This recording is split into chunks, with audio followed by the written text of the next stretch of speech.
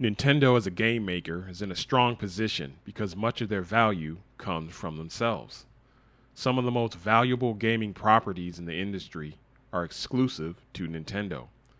Mario and Pokemon, which is partly owned but not developed by Nintendo, have been stalwart in their commercial performance over the course of the last few decades. They also now have Zelda, which recently became a commercial titan for Nintendo. Animal Crossing and Splatoon have emerged, with the possibility of Metroid and Pikmin stepping up.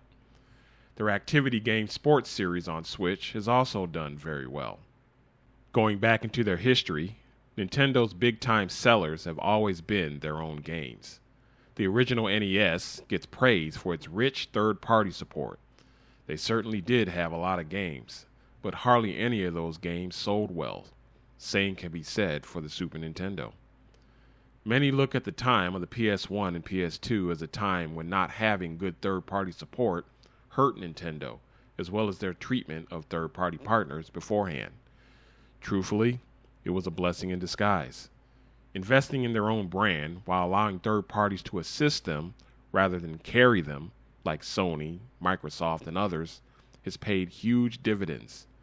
They've been able to win console generations with their own games alone.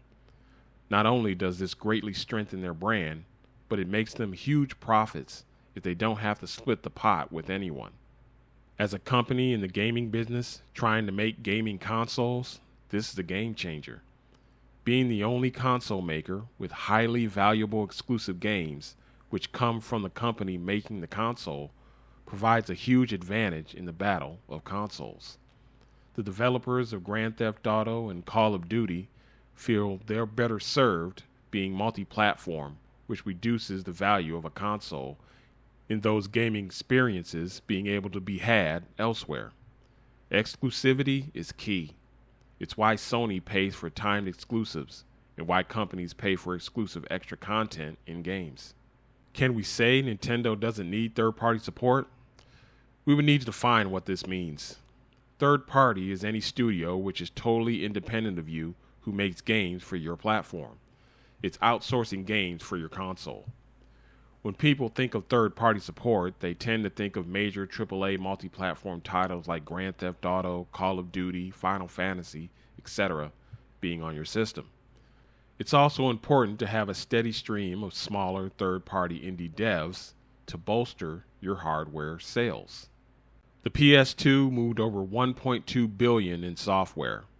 They didn't have many huge selling games, but they had 163 games which were able to sell at least 1 million copies.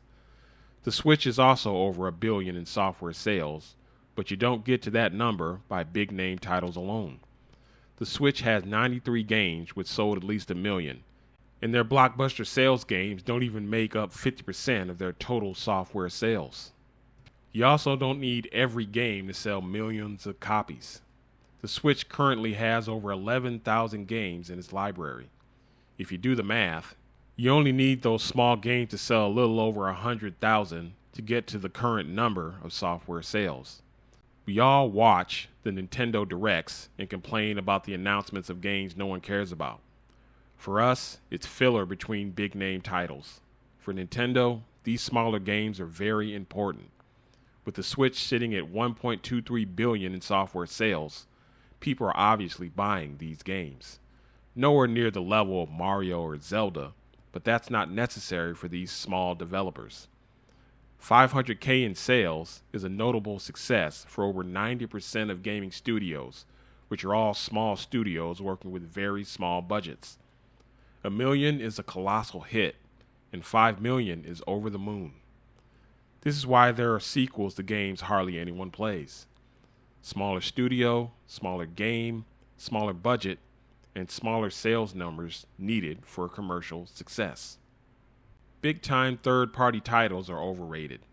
The PS1 is considered one of the kings of third-party games, while the Wii is well known for its lack of third-party support.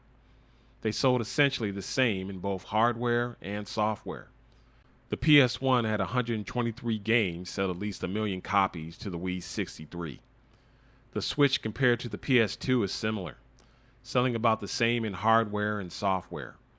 Granted, The Switch had gotten some notable AAA third-party releases in Doom 2016 and Doom Eternal, Skyrim, Mortal Kombat 1, Hogwarts Legacy, Red Dead Redemption, and Witcher 3. Still, no major Final Fantasy release, GTA 6 ain't coming, and no Street Fighter 6, Elden Ring, or Call of Duty. Of the games which did make it to the Switch, none of them sold well on the platform. They're regarded as the worst versions of these games, and many of them are from previous generations of hardware, notably Red Dead Redemption and Skyrim, originally being on the PS3 and 360. All in all, missing out on major releases from third parties doesn't hurt Nintendo because great games are great games no matter where they come from. Nintendo is fortunate enough to have many heavy-hitting titles coming directly from them. Still, every instance where a platform had high software sales, it comes mostly from a large amount of smaller games doing what they do on a much smaller scale by committee. The sentiment of lacking third-party support being harmful to Nintendo hasn't been true in a while, as in one sense they have it from the little guys, and in another sense they don't need it from the big guys. It also helps that Nintendo are the big guys.